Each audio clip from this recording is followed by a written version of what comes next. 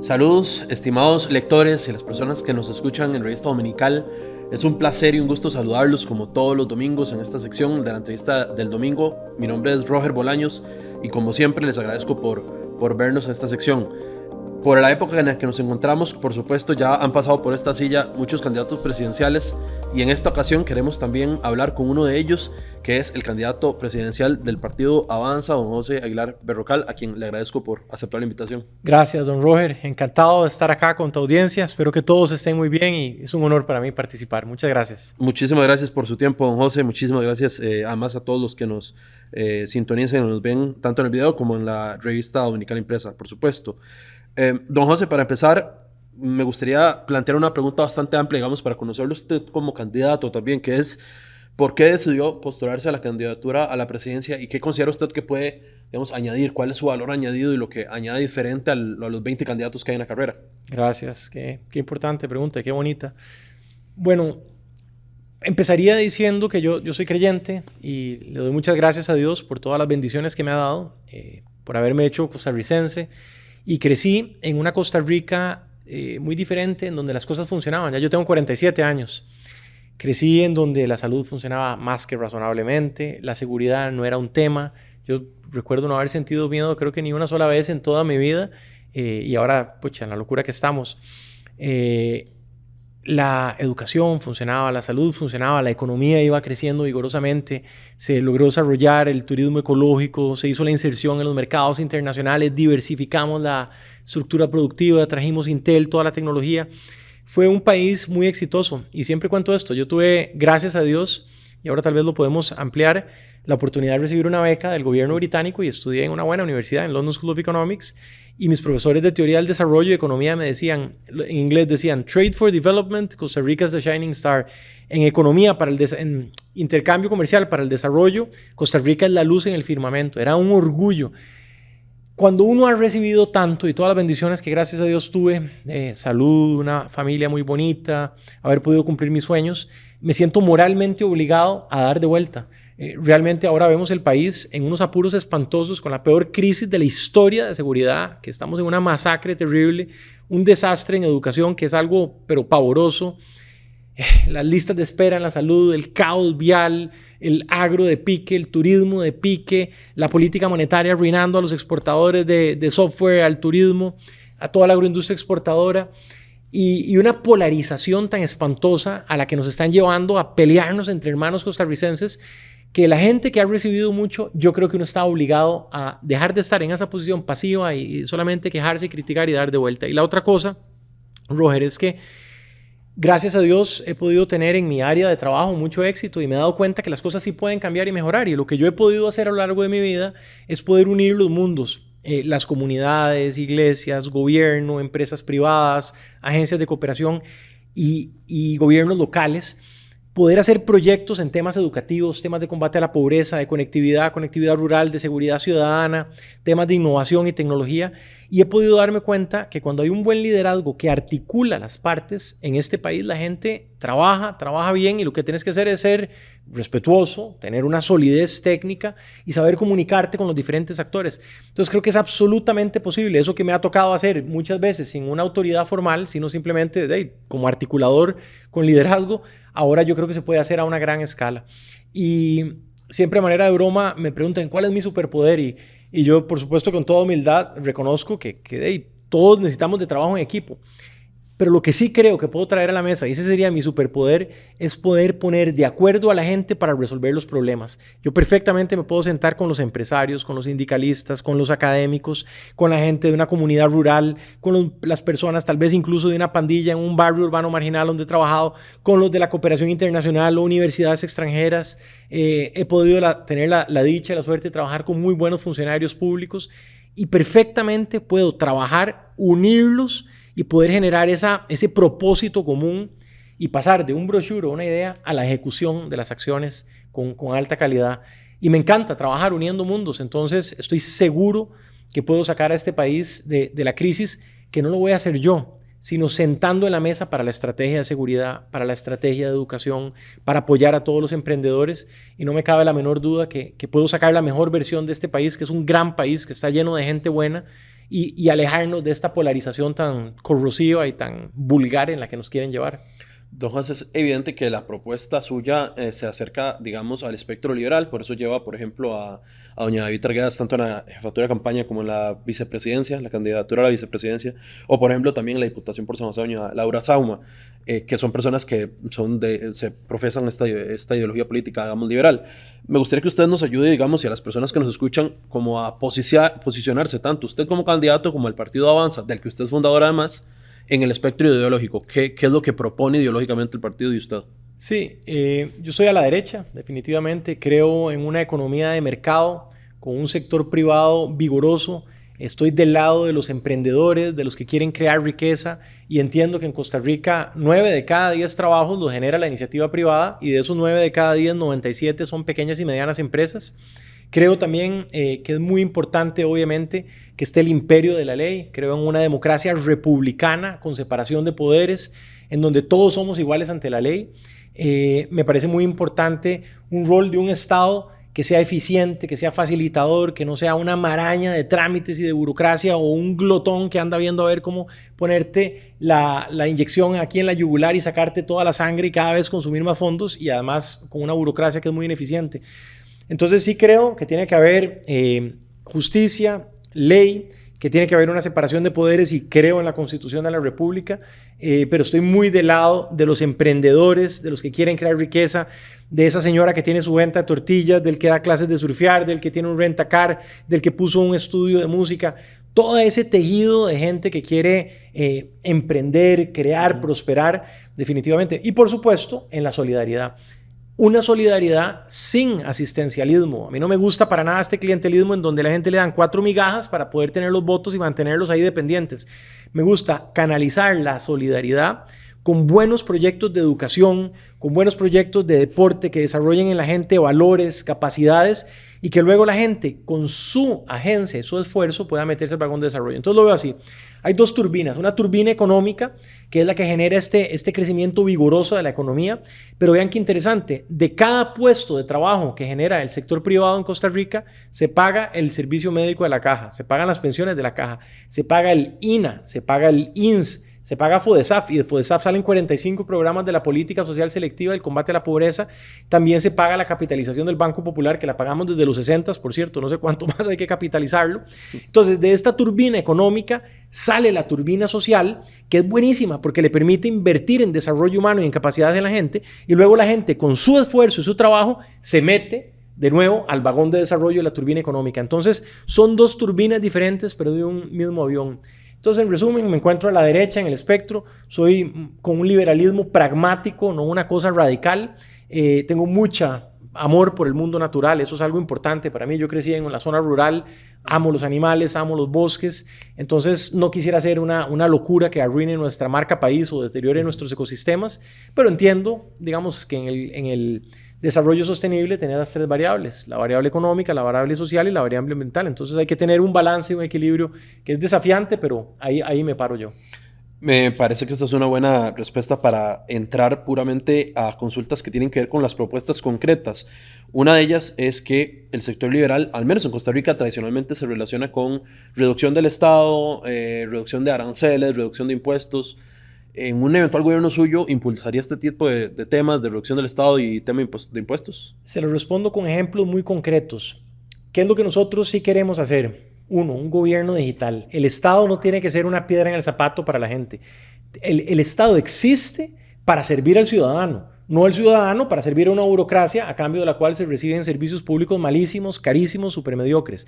El Estado tiene que poner al individuo y al ciudadano en el centro. Entonces nosotros queremos emular el ejemplo, por ejemplo, de Estonia, que tiene un gobierno digital fantástico en donde todo está a un clic de distancia, en donde básicamente se tardan como 16 minutos para que una persona pueda abrir una empresa, tenga cuenta banco, personería jurídica y pueda estar funcionando. Aquí ¿cuánto tiempo pasa? ¿Cuánto tiempo pagamos? Creo que 3,5 veces más que Colombia, como 2,5 veces más que México, y estamos como el doble que la OCDE en lo caro que es y lo engorroso que es. Entonces, gobierno digital, y eso nos permite tener una transparencia para poder identificar todas las redundancias. Cuando digo redundancias es la duplicidad, y le voy a comentar una, por ejemplo, citando un estudio de la Contraloría General de la República del 2014. En el sector social, según ese informe de la Contraloría, habían aproximadamente 23 instituciones que uno dice, pucha, 23 instituciones y 45 programas, vos decís, eso debe ser como para Australia o para China. Bueno, un pequeño país como el nuestro tiene esa cantidad de programas. Y de esos programas, según la Contraloría, habían aproximadamente 22 que coinciden en población meta, bien y servicio y subregión territorial. Es decir, son 22 que están pagando auditorías, choferes, edificios, secretarias, toda esa plata que debería ir para la gente humilde en proyectos, ojalá, de capacitación para que puedan trabajar. Como dicen, el chorro no le llega a la gente, sino que se queda en la manguera. Ahí hay un ejemplo de algo que se pueda hacer. Hay un montón de casos como esos que lo que nosotros queremos es que el servicio público sea dado con alta calidad al ciudadano, que tiene que estar en el centro, y en lugar de eso, lo que muchas veces pasa es el ciudadano pagando y pagando y pagando, y lo que recibimos a cambio es de mala calidad. Y le voy a dar 3 ejemplos muy concretos. Uno, por ejemplo, vos querés, estás asustado porque en tu barrio andan unos pintas ahí, y vos decís, Dios mío, ¿qué vamos a hacer? Y terminas pagando seguridad privada, pero ya pagaste los impuestos. Tu mamá, Dios no lo quiera, pero le salen piedras en la vesícula y tiene que ir soplada.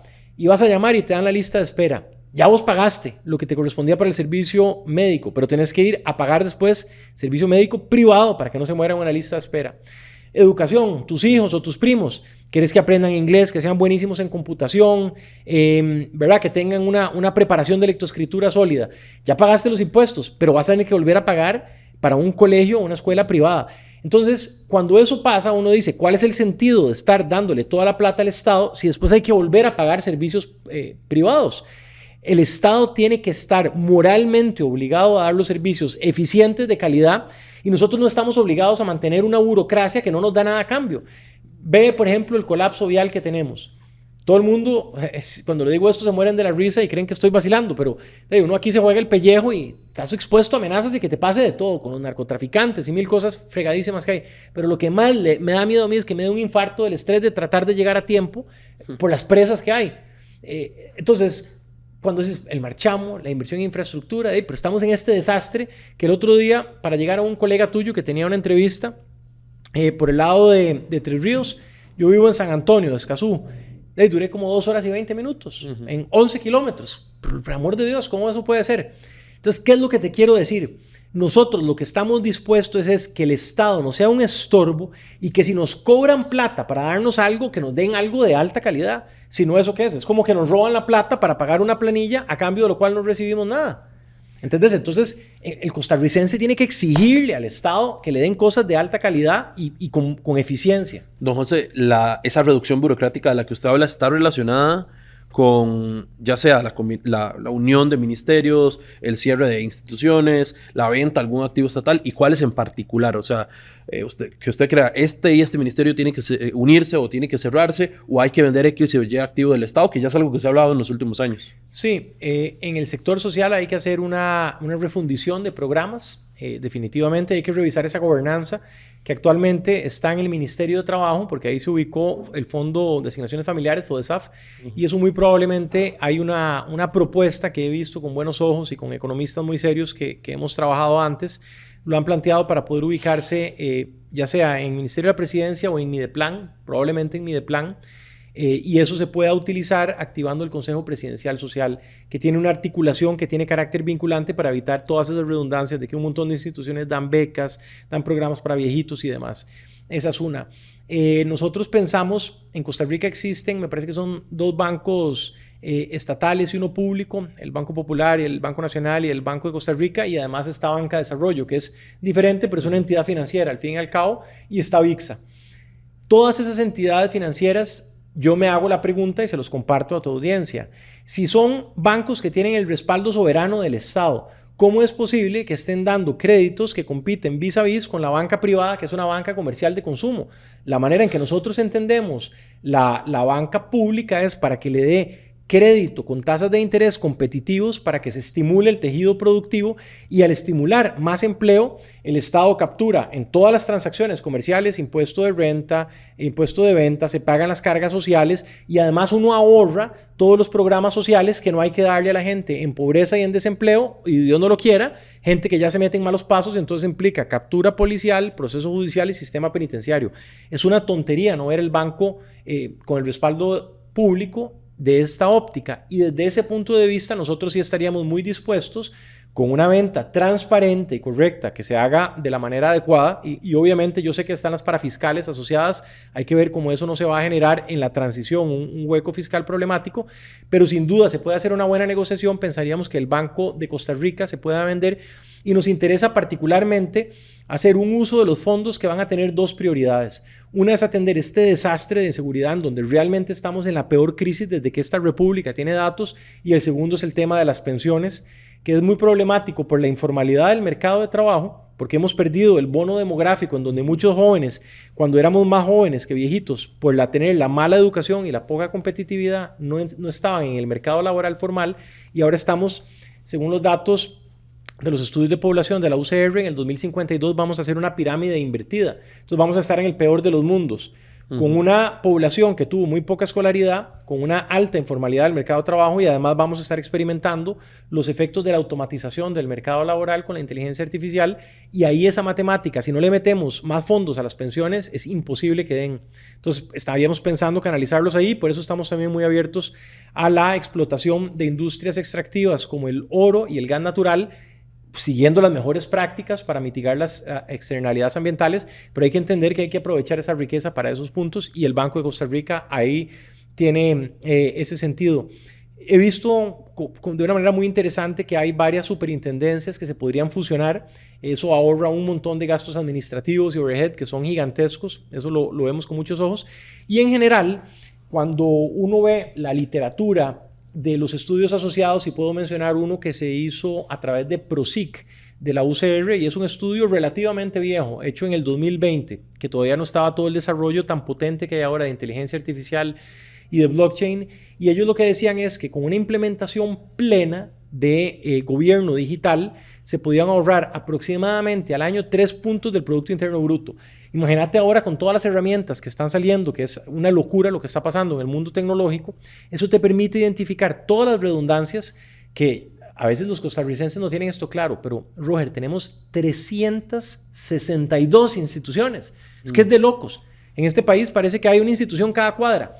Bueno, entonces todas las redundancias de contabilidad, auditoría de servicios compartidos, todas esas van a quedar muy bien mapeadas con esto de gobierno digital, y ahí es donde vamos a poder ver cuáles se pueden fusionar para que la plata que con mucho esfuerzo los costarricenses paguen no se quede en una burocracia absurda, sino que le llegue en servir a los ciudadanos en sus cosas esenciales: seguridad, salud, educación, tecnología, infraestructura, y no en una burocracia ahí amorfa que muchas veces no aporta nada. Aprovecho para preguntar algo que usted acaba de referirse. Era una pregunta que tenía más adelante, pero de una vez la toco, que es el tema de extracción minera, particularmente en Cruzitas, y además en los últimos días fue noticia porque el alcalde de San Carlos se ha posicionado muy a favor de eso. Desde su punto de vista, entonces, ¿debería impulsarse un proyecto de extracción minera ahí? Sí, totalmente. Aquí hay maneras malas de hacerlas y maneras buenas de hacerlas. De entrada, hay que indicar que siguiendo las mejores prácticas ambientales, y existe muy buena literatura para poder mitigar lo que se llama las externalidades, que son como las consecuencias malas, y existen marcos conceptuales y metodológicos, por ejemplo, de la economía circular, que reducen tanto como sea posible esos efectos. Entonces hay una manera inteligente de hacerlo. ¿Qué es lo que no queremos que siga pasando? Si ustedes hoy van ahí a Cruzitas, y yo siempre reconozco públicamente, yo soy un real amante de la naturaleza. Toda mi vida crecí en el campo, en una finca ganadera. Cuando estaba más joven surfeaba, pasaba metido en el mar. Me fascina ir a caminar con mis perros a los bosques, es mi actividad favorita. Entonces no quisiera hacer una locura. Pero ve el caso de Cruzitas, me parece que son como 160 hectáreas, que es una subregión territorial muy pequeña. Todos los que fuimos ahí con buena intención, y yo pues sin formarme el criterio técnico, apoyamos. Ahora lo que veo que sucedió después, y me apena no haberme formado un criterio más sólido antes, es un nido de corrupción. Están metiendo cianuro en los mantos acuíferos. Ese oro, que es oro costarricense, lo están llevando ese montón de delincuentes y sale para enriquecer las exportaciones de Nicaragua, de los coligalleros que están asociados con la delincuencia organizada. Es el peor de los mundos. Esa riqueza tenemos que lograr que quede en Costa Rica y la vamos a invertir en seguridad primero y después en esto de las pensiones, que yo estoy muy preocupado por los argumentos que te mencionaba antes. De nuevo, ¿cómo hacerlo? De la manera costarricense, cuidando las externalidades ambientales, haciendo una buena negociación que nos asegure que la riqueza va a quedar en Costa Rica y de las personas que puedan sentirse felices del desenlace que tuvo Cruzitas. Yo no sé qué están viendo, porque es el peor de los mundos. Destrucción ambiental, pérdida de riqueza, inseguridad, delincuencia y además un juicio internacional complicadísimo para nuestro país.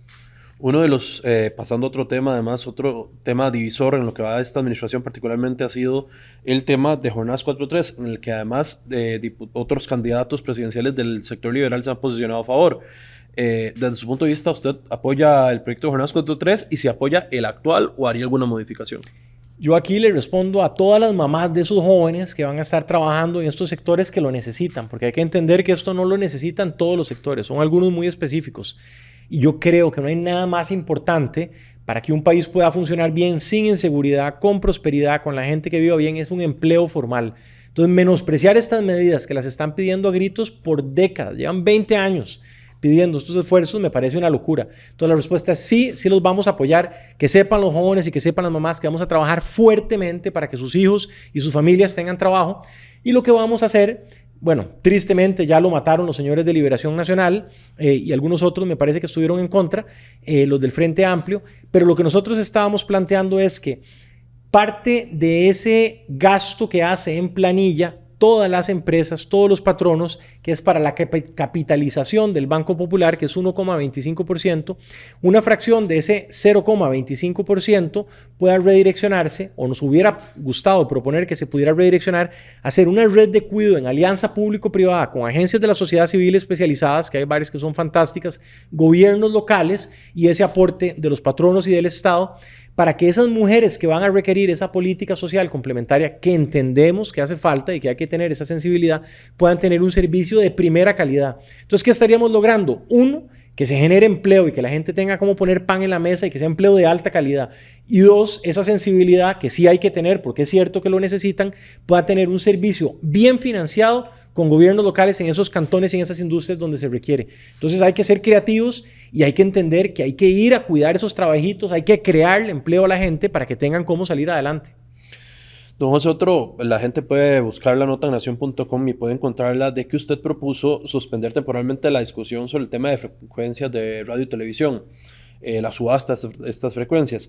Particularmente me gustaría consultarle por qué considera que es adecuado suspender esta discusión, esa subasta, y además si le parece adecuado el manejo que se ha dado hasta ahora. Porque, por ejemplo, en Revista Dominical publicamos que muchos medios, especialmente regionales, consideran que es impagable la tarifa que se les están poniendo. Entonces, si usted considera que se está haciendo bien como se está haciendo, y si usted llega a ser presidente en mayo del próximo año, ¿lo haría diferente de alguna forma? Sí, yo coincido en que no está bien. He tenido la oportunidad de conversar con varias personas de la Cámara de Radio y Televisión y he tenido la posibilidad de escuchar una posición de una persona que yo respeto mucho, que es doña Saraya Amador, que es la fundadora y gerente de Radio Fides, que es un medio cultural y que para nosotros los creyentes es muy importante. Y así como ella, otros medios culturales, rurales, lo que han expresado es que la tarifa que se va a solicitar no es realista. Hay primero que entender que estamos en un momento muy diferente de cuando se hizo esa legislación. Ahora todo lo que pasa con redes sociales, con inteligencia artificial, ha modificado totalmente lo que antes le permitía a esos negocios recibir por pauta. Ahora es una pequeña fracción de eso. Entonces, por un lado, eso es de lo que va a llevar es a la ruina. Segundo problema que se estaba generando es que en esas tarifas que se iban a cobrar no se contabilizaban como algo, digamos, rescatable dentro de esa subasta y todas estas nuevas negociaciones, todas las inversiones previas. Entonces la gente que había metido equipamiento, infraestructura, capacitación, eso no se valoraba del todo y entonces una persona se pregunta, si no se valoran esas inversiones previas, si van a hacer un canon que es muchísimo más caro de lo que el negocio realmente puede pasar, de lo que la gente dice entre voces es que casi que nada más con algo de lavado de dólares, una cosa así se podría poder llegar a esos puntos, o los que tienen una enorme liquidez que no sea necesariamente atribuible a este negocio, sino que lo puedan más o menos subsidiar de alguna otra industria. Y eso va a ser una pequeña masacre de actores y de voces que es importante cuidar en la democracia. Y hay que preguntarse, Roger, en cuáles países y en cuáles regímenes políticos esto ha sucedido, porque ya ha pasado. Y no ha pasado para el bien de la democracia, ni el bien de la libertad, ni el bien de la libertad de expresión en particular. Ha pasado cuando se quitan esas libertades y regímenes autoritarios lo hacen, y Costa Rica no tiene que ir nunca en esa dirección. Y me parece además que este gobierno que ha venido hablando pues, de la prensa canalla y estas cosas, definitivamente uno no puede no ver que hay una intención de acallar a las voces críticas que los cuestionen y que hagan la labor periodística verdadera y ¿verdad? Profunda que ustedes tienen que realizar. Me gustaría en este bloque, digamos, de propuestas de su candidatura, tocar uno que es posiblemente que la gente menciona siempre en las encuestas cuando le preguntan qué es lo más crítico actualmente, que es la seguridad, por supuesto. De hecho, usted postuló como candidata a la vicepresidencia a una criminóloga, doña Marcela Ortiz. ¿Cómo evalúa usted actualmente el tema de seguridad y además cuáles propuestas usted considera que deberían aplicarse, digamos, para atender esta situación? De hecho, usted incluso había mencionado que el tema de la megacárcel le parecía populista y que no tenía sentido como una solución. Entonces, me gustaría que me comente sobre esto. ¿Qué solución se ve entonces? Sí, es un conjunto de medidas. No es que hay una única bala de plata que va a resolverlo todo mágicamente. Y voy a tratar de puntualizártelas. Ocupamos gobernanza y liderazgo. Ahí hay que activar de inmediato el Consejo Presidencial de Seguridad ampliado, porque no solo el Poder Ejecutivo, sino que ahí tiene que estar el Poder Judicial y tiene que estar el apoyo de la Asamblea Legislativa y, muy importante, las iglesias, el sector privado, la academia. Tiene que ser un conjunto de todo el país que vamos a ir a pararnos en lo macizo y vamos a ir a enfrentar con valentía al desastre que tenemos de narcotráfico, delincuencia y esta ola de asesinatos que es como estar en una película de Quentin Tarantino prácticamente. Segundo, uso de inteligencia y analítica de datos. Ahí tenemos que usar todas las herramientas que hay de inteligencia artificial, videovigilancia, con un C5 que le permiten al país saber a dónde es que está fuera de control esto. Lo que dicen los especialistas es que hay entre 16 y 22 zonas que pueden estar oscilando, que están casi que dominadas por los narcotraficantes y los delincuentes. Y ahí con el uso de datos vos podés pasar al tercer punto, que es una articulación de las fuerzas policiales para el control territorial. Y es donde ya uno, como dicen los jóvenes, saca el mazo y se pone espeso y vamos con fuerza para poder recuperar la tranquilidad. ¿Qué haces ahí? Con una base de datos multimodal que puedan tener acceso la fuerza pública, la policía de fronteras, la policía turística, la policía aduanal. Hay muy buenas policías, por ejemplo, cantonales con las que vamos a trabajar. El OIJ definitivamente tiene que ser punta de lanza y vamos a tener una estrategia de choque que sí va a ser agresiva, pesada, y con el uso de la fuerza legítima, ahí se va a acabar esta carajada de que andan estos gatilleros matando gente como si estuvieran en un videojuego y matan a tus hijos, a tu esposa, a tu familia y nada les pasa. Los vamos a ir a agarrar y van presos. Entonces ahí es donde viene ese contacto con el Poder Judicial. Esta puerta giratoria que todo el mundo con razón se queja de que agarran y tienen una reincidencia de 20 delitos hasta que matan a la mujer o los agarran matando a alguien, eso tiene que acabarse. Yo estoy seguro que con el Poder Judicial uno puede sentarse. Tienen problemas, no vamos a decir que son perfectos, pero ellos están receptivos y uno se puede sentar y estoy seguro que van a ayudar a hacer esa propuesta técnica y coordinamos con la Asamblea Legislativa, que es difícil, uno no puede tapar el sol con un dedo porque hay muchas fuerzas políticas y la negociación no es que sea fácil, pero así es en la democracia, no hay escape, hay que dialogar y hay que coordinar, si no sería yo un rey o un dictador y ni quiero ser rey ni quiero ser dictador, quiero liderar el Poder Ejecutivo con respeto a los supremos poderes, pero con determinación. Y a la Asamblea Legislativa, ¿qué les vamos a pedir? Presupuesto. Más o menos 6 de cada 10 patrullas, según me han dicho, están con problemas de llantas o de mantenimiento, combustible. Las comisarías están realmente en una condición vergonzosa. Hace falta equipamiento, chalecos, entrenamiento, darle un sistema de protección a las familias para los soldados caídos que tenemos, para los policías y demás. Y ahí, cuando ya vos vas a hacer ese control territorial, eso hay que entender y hay que decirlo claramente y que los costarricenses sepan. Vamos a hacer el uso de la fuerza a las últimas consecuencias. Y estos que andan matando gente, terrorizando, son ellos los que van a estar con miedo. Y los vamos a ir a buscar y los vamos a agarrar. Y eso se coordina, además entendiendo que esto es un fenómeno internacional. Viene de América del Sur, pasa por América Central, tienen una penetración en todos los puertos, en todos los muelles, en todas las aduanas, suben al sudeste asiático, a Europa y América del Norte. Tienen toda la plata del mundo. Entonces tenemos que ponernos en los bloques, por ejemplo, con el apoyo binacional con Panamá, en el SICA, por supuesto que con el Comando Sur de Estados Unidos.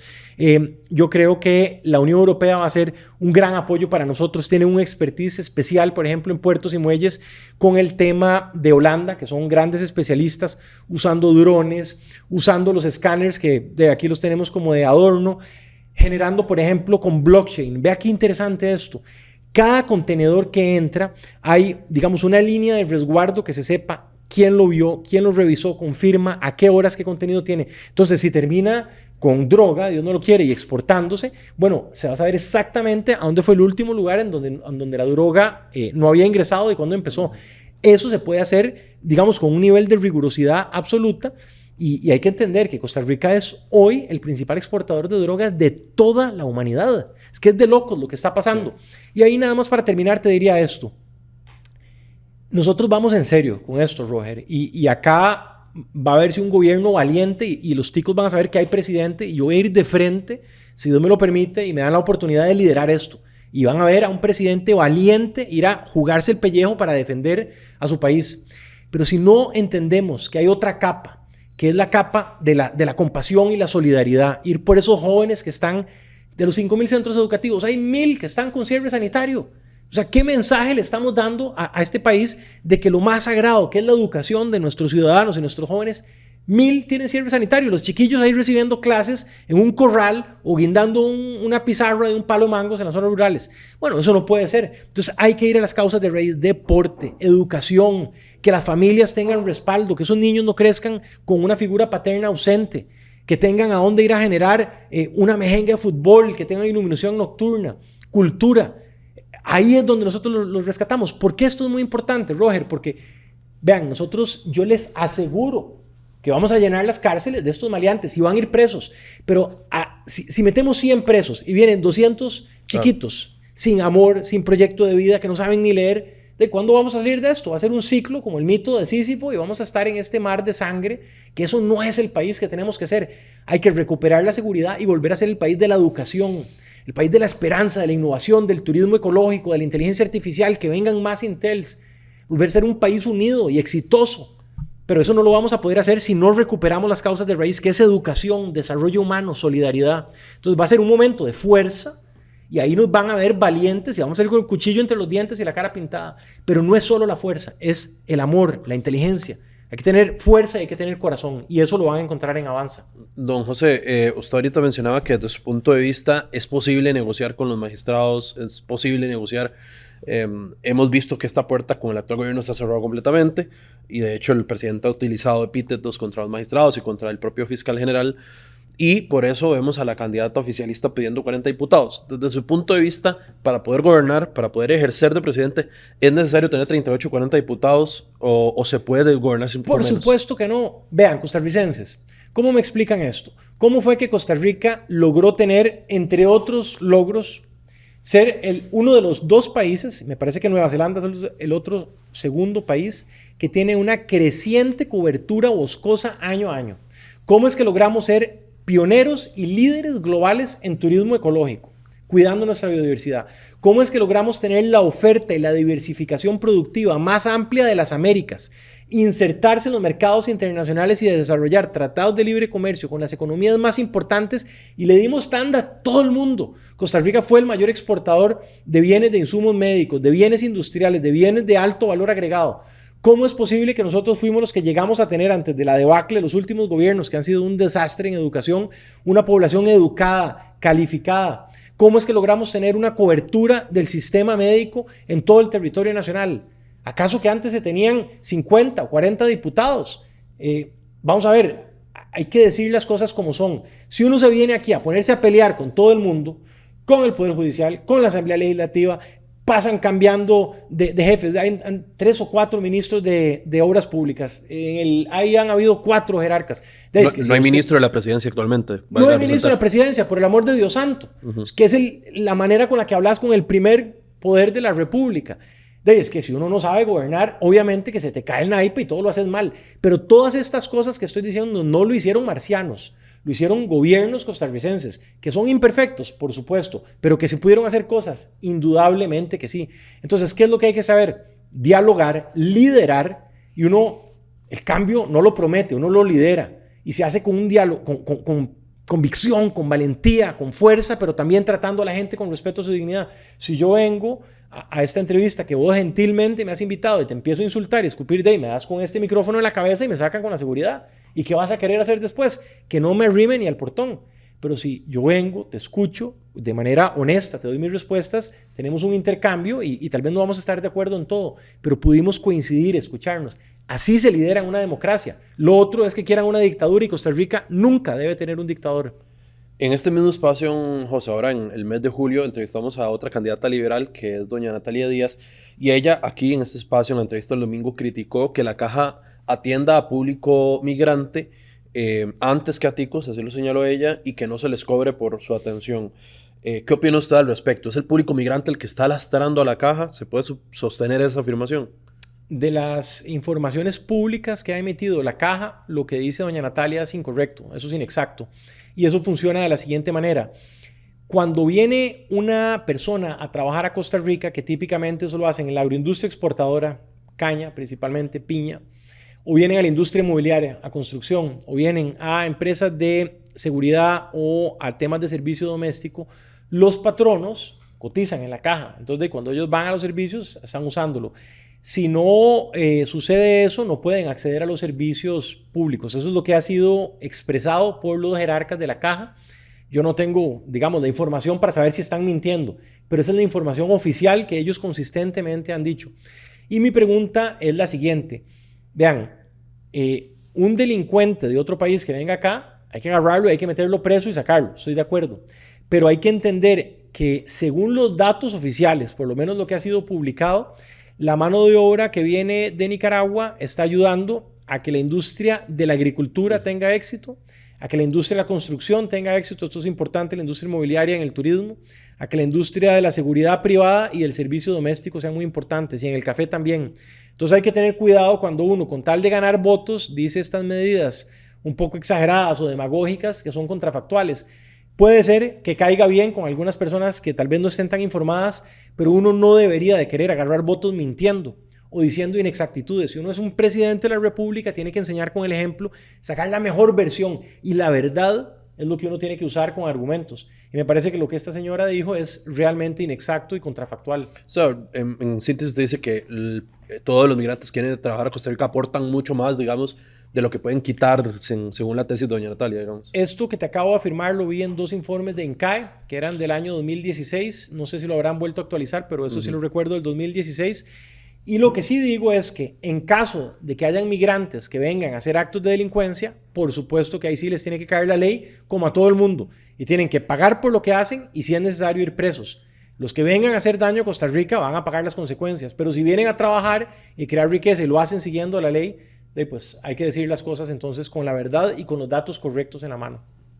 No, me gustaría hacer una consulta en esta sección. Somos reconocidos porque hacemos siempre las preguntas que la gente se hace. Nos gusta plantear lo que la gente se pregunta, por supuesto siempre de forma muy respetuosa. Y esta pregunta va en ese sentido, que es que usted, como mencioné antes, es fundador del Partido Avanza, pero además en la suplencia de la tesorería del Partido Avanza está doña Johanna Bukele, que es su esposa, pero ocupa un cargo en el partido particularmente. A todos, por supuesto, les sonará, y ya ha salido en muchas notas, les sonará el apellido de ella porque ella es prima del presidente de El Salvador, de don Nayib Bukele. Mi pregunta directa, y que ya se la han hecho en otros espacios, pero me gustaría que se refiera a eso aquí, es claro que sí. Si su candidatura o su campaña tiene alguna conexión con la familia Bukele o con el gobierno de El Salvador. No, en realidad mi esposa es prima y como prima pues tienen una relación familiar muy cordial. Yo tengo un enorme aprecio por El Salvador, es un pueblo que quiero mucho, que me parece una población valiente, ha sufrido las pesadillas que uno ni le caben en la cabeza y ahora van poco a poco mejorando, así que siempre aprovecho para saludar a ese pueblo valiente, desearle todo lo mejor, los aprecio mucho y los admiro, y lo que ha habido es una coordinación, digamos, familiar, totalmente de respeto, no hay ningún tipo de coordinación estratégica ni de financiamiento en lo absoluto. Hay que tener la humildad de ver las cosas buenas que hacen otras personas. Y yo no sé qué tanto sabrán los ticos de lo que pasaba ahí antes, pero había una situación infernal en donde estaban masacrando a esa población, que era diferente de lo que hay en Costa Rica. Ellas se llamaban las maras, que eran unas pandillas terribles, y gobiernos de derecha y gobiernos de izquierda trataron de resolverlo, no pudieron, además de que estaban en una corrupción tremenda. Varios de esos presidentes de derecha e izquierda tuvieron que irse exiliados y otros están presos. Y por ejemplo, solo para que tengas una idea, yo casualmente en el 2012, creo que fue que hice, 2012, 2013, mi tesis de la segunda maestría, estudiando ya en Inglaterra, y estudié el caso de la inseguridad en El Salvador.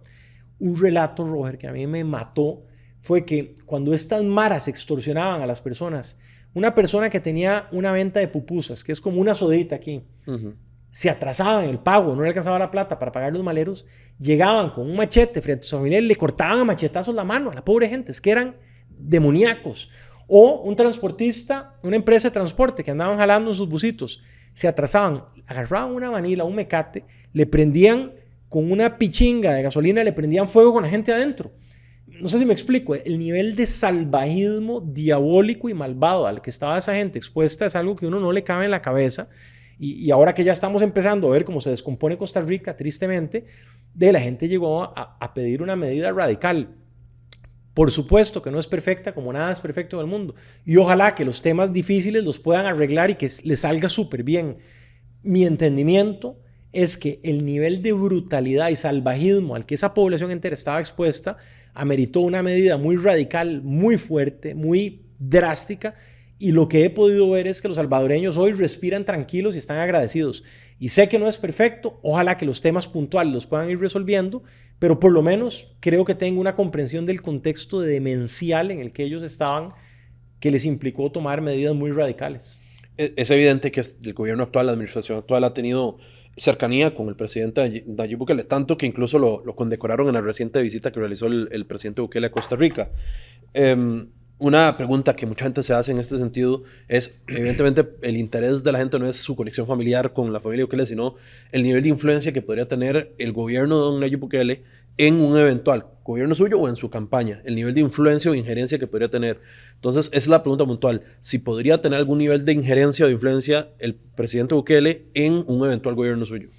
Con todas las naciones, uno tiene que tener la capacidad de escuchar y aprender las cosas buenas que hacen y filtrar las cosas que tal vez no nos sirven por nuestra idiosincrasia, nuestra cultura. Entonces, ¿qué es lo que te quiero decir? Tanto con El Salvador como con Estonia en tecnología, como con Finlandia en educación, vamos a poder tener un intercambio, escuchar, compartir buenas prácticas, tratar de aprender lo bueno. Las cosas que ellos pudieron hacer en seguridad, que les dieron un buen resultado, entendiendo que es un país muy diferente, ellos tienen ejército, nosotros no, eran pandillas, aquí no es necesariamente esto, tenemos nosotros una red de narcotráfico que es muy distinto. Si hay cosas buenas, perfectamente, lo podemos considerar sin ninguna duda, pero adaptarlo a lo que es Costa Rica, que es un país pues un poco diferente, con unas instituciones distintas. Lo que sí quisiera que la gente sepa es que aquí vamos a ir en serio de frente a parar esta ola de homicidios y de narcotráfico y de locura. O sea, aquí vamos a ir como un país valiente, no vamos a estar de rodillas y yo me resisto a que Costa Rica siga con un hueco en la panza. Porque esto que dicen, por ejemplo, del estado de excepción, que si vamos a quitar las libertades, ya nos las quitaron, Roger. Sí, vean, yo estuve en Parrita a principios de octubre, he estado en Cartago, he estado en La Cruz y la gente me dice, mira José, aquí después de cierta hora ya no podemos salir. Es que ya estamos perdiendo la libertad por este desastre de seguridad que nos han dejado. Entonces lo que vamos a hacer es ir de frente a recuperarlo con el uso de la fuerza legítima del Estado, de la manera tica, pero con esa misma determinación de acero. Y aquí vamos a recuperar la seguridad. Eso es lo que te quiero decir. Es innegable que el presidente, como usted señalaba antes, el presidente Bukele ha tenido resultados en temas de seguridad y eso los propios salvadoreños pueden testificarlo. Pero además en el camino, como usted señalaba, ha utilizado técnicas como el régimen de excepción. Múltiples organismos internacionales han señalado violaciones de derechos humanos tanto en cárceles como fuera de cárceles. Se ha reportado a organismos internacionales que más de 50 periodistas han tenido que salir de El Salvador. Es decir, en medio de los logros también hay puntos que señalar y organismos internacionales los han señalado y han habido múltiples denuncias. Mi pregunta puntual es, si usted está al tanto de estas denuncias y cuál es su posición al respecto, digamos, de que en medio de ese camino han tenido que pagar, según estas presuntas denuncias, han tenido que pagar también con libertades y con derechos humanos, según las denuncias que se han planteado en organismos internacionales. Sí, por supuesto, todo eso es de conocimiento público y he visto todos los puntos de vista. Hay gente que dice que eso sin duda ha sucedido. Hay otras versiones que cuando vos los escuchaste dicen, mira, antes no tenía libertad, ahora la tengo, y más bien recuperamos la libertad y recuperamos la paz. Entonces hay un debate político interno muy intenso. Pero la salida de 50 periodistas es un hecho, ¿verdad? ¿La qué, perdón? La salida de 50 periodistas, por ejemplo, es un hecho. Lo que te diría es que acá en Costa Rica, por ejemplo, yo soy un creyente de los medios de comunicación, me parece que es importantísimo para la democracia que haya un periodismo crítico y obviamente al Poder Ejecutivo cuando te cuestionan y encuentran algo que haya funcionado mal, va a ser incómodo, pero es necesario para hacerlo. Esa es mi posición con los medios de comunicación. En El Salvador tienen que ellos ponerse de acuerdo, ver cuál va a ser la posición para esa nación, que es soberana y que lo definirán como ellos gusten.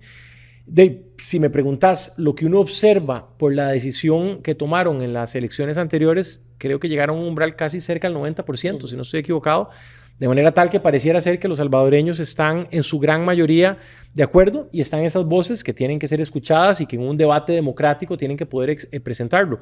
Para el caso costarricense, que es el que me va a tocar a mí dirigir, te diría que vamos a estar muy enfocados en recuperar la seguridad, en salir de este desastre de educación que tenemos y en ver cómo vamos a apoyar a los emprendedores. Y acá de la tradición costarricense es que siempre la libertad de expresión se tiene que cuidar. Tenemos una constitución republicana clarísima con separación de poderes, que eso es lo que siempre va a prevalecer.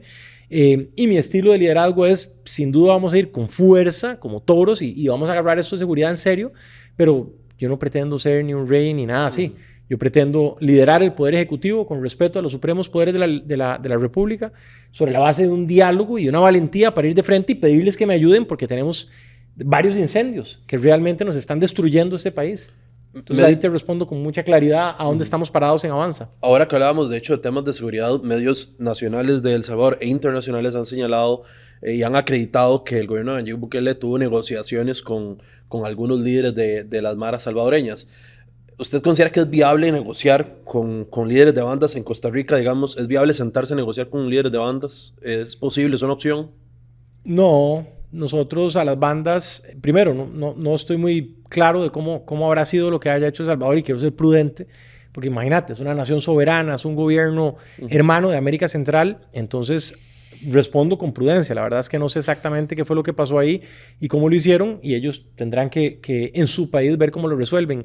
Acá en Costa Rica, que es lo que me va a tocar responder, lo que va a pasar con estos delincuentes es que vamos a ir a buscarlos y apresarlos. Y va a ser con el uso de la fuerza. Y el miedo que hoy sienten los costarricenses lo van a sentir ellos. Eso te lo respondo con toda claridad. Y vamos a usar la fuerza y ellos son los que van a sentir el miedo que le han puesto a nuestra población. Y eso lo van a sentir radicalmente. No, José, ya vamos concluyendo la entrevista, pero una consulta que le hacemos a muchos candidatos, a casi todos se las hemos hecho, es ¿cómo están financiando su campaña? Si están utilizando bonos, si están utilizando préstamos, ¿cómo están haciendo? En su caso, ¿cómo está financiando su campaña? Sí, con bonos principalmente. Estamos colocando bonos, siempre es un reto, por supuesto, claro. y hemos tenido recursos, la verdad, modestos. No quiero dar la falsa impresión que tenemos una de estas campañas faraónicas a la usanza de la vieja Liberación Nacional, a la unidad. Hemos usado apoyos, voluntariados súper eficientes con mucha tecnología y poco a poco han ido entrando los bonos y con eso básicamente uno los usa para poder desarrollar comunicación, transmitir nuestras ideas, hacer un poquito de giras, básicamente. Así es, ese es el mecanismo que el tribunal permite. Don José, desde su punto de vista, ¿le preocupa o le ocupa su posición actualmente en las encuestas? Mira, ¿qué es lo que todos queremos? Ganar. Yo no me metí aquí a participar, me metí a ganar y estoy seguro que puedo tener un liderazgo para ayudar al país. Así que por supuesto que lo que vamos a hacer es fajarnos y ahora que gracias a Dios hemos ido teniendo más recursos, vamos a poder contarle más a los costarricenses en redes sociales, en medios de comunicación. Y es un mensaje que estoy seguro que es un buen mensaje, es un mensaje ganador, una propuesta feroz de seguridad, una propuesta innovadora, moderna y con mucha sensibilidad para la educación y para que nuestros jóvenes vuelvan a alzar vuelo y decididamente a favor de todos los emprendedores pequeños, medianos y grandes y esa iniciativa privada, esos luchadores que quieren crear riqueza, van a tener un país que les ayuda en lugar de que les estorba. Estoy seguro que vamos a ir subiendo, que en los debates nos va a ir bien y que vean además una persona joven, valiente, con fuerza. Entonces, claro que queremos estar subiendo y lo que queremos es ganar. Y yo quiero liderar este país con un gran equipo y quiero que este país vuelva a ser un lugar decente, de compatriotas que se ayudan y que van con fuerza contra los verdaderos enemigos, que no son ustedes, los medios, que son los corruptos, que son los narcos, que son los asesinos. Y a mis compatriotas cuidarlos y ayudarlos y hermanarnos, ser un país unido y valiente, que lucha para salir adelante y no que lucha entre nosotros. ¿Y qué considera que es lo que le está faltando actualmente, digamos, para estar en esos puestos altos de las encuestas? Darnos a conocer, fundamentalmente. Como es un partido incipiente, nuevo, no hemos tenido la posibilidad tal vez de hacer tanta comunicación. Pero yo lo veo así, mira, si vos ves que oscila entre 50 y 60% los que están indecisos, a quienes han conocido al gobierno, a la candidata doña Laura, a Liberación, a la Unidad, a doña Claudia, que ha hecho más comunicación, y lo que te dicen 6 de cada 10 es que dicen que no a los que ya conocen.